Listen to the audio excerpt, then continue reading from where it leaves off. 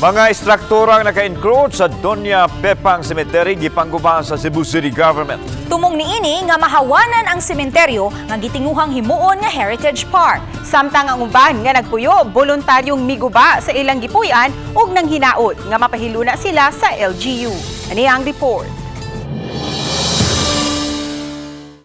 Ang PWD nga si Love J. Rintusa sa landong sa payong nagpasilong human na apil ang ilahang barong-barong sa clearing operation nga gipatuman sa kabhanan sa Dakbayan Sugbo diya sa vicinity sa Doña Pepang Cemetery.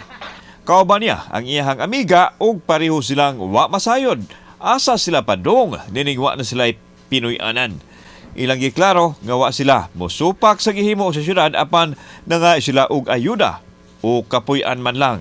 Asa naman ang padong? Dari nagyapon.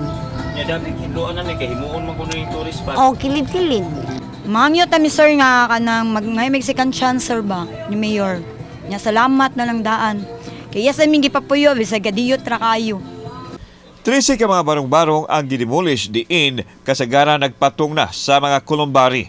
Samtang adunay uban nga ni voluntaryo pagguba silang balay aron aduna pa sila'y mapuslan nga mga dapat nini.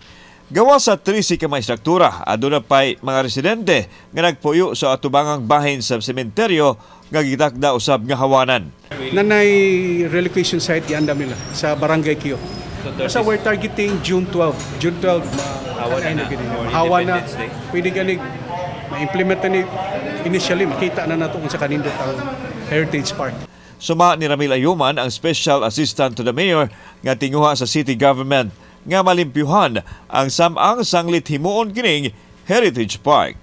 After ani, makonfine na ang atong engineering team mo na mo maklaro na ginato ba og asang utlanan.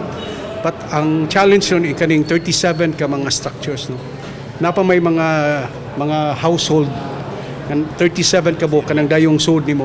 Appeal man na sila. Kauban si Philip Patricio ug Rod Prado. Ako si Alan Domingo. Balitag Bisdak.